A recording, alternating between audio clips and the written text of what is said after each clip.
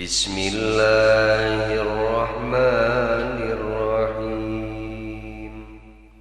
Mas'alatun nariyah eta hiji masalah idza qila di mana-mana dicarioskeun laka kanjeun wa kam kitaban sareng sabaraha hiji ari kitab unzila nudlum surkeun eta kitab ala anbiya'ihi ka pirang-pirang para nabi Allah. Fal jawabu makari jawabna Ibu Nuryana anu bager mi'atu kitabin eta 100 kitab wa arba'atu kutubin sareng 4 pirang-pirang kitab anzala anu parantos ngalungsurkeun saha Allah janten aris jumlah kitab anu dilungsurkeun ku Allah ka para nabi teh sadayana aya 104 kitab.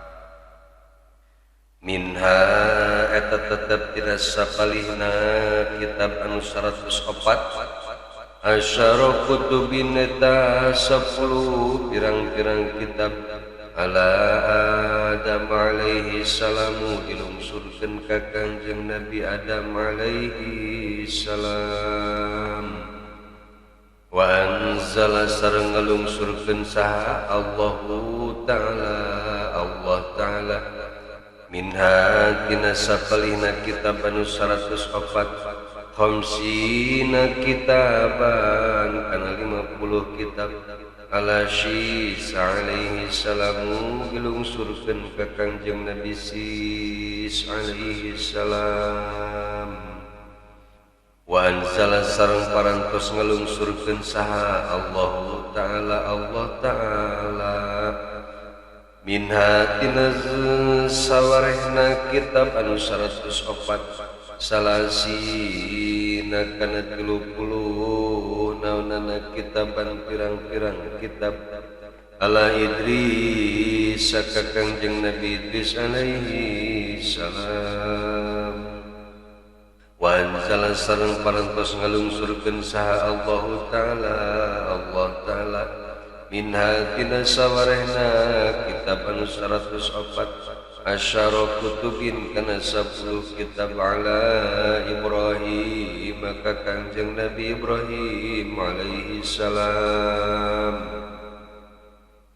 Wa anzala sareng parantos ngalungsurkeun saha Allah Ta'ala al-Injil kana kitab Injil ala Isa ka Kangjeng Nabi Isa alaihi salam.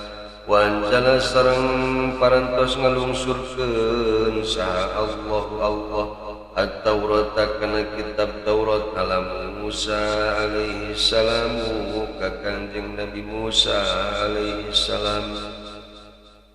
Wa anzala sareng parantos ngalungsurkeun saha Allah Ta'ala az-Zabur kana kitab Zabur ala Daud alaihi salam ka Kangjeng Nabi Daud alaihi salam. Wa anzala sareng parantos ngalungsurkeun saha Allah Ta'ala Al-Qur'an kana Al-Qur'an ala Muhammadinil Mustafa ka Kangjeng Nabi Muhammad sallallahu alaihi wasallam anu diselir al Mustafa anu dipilih.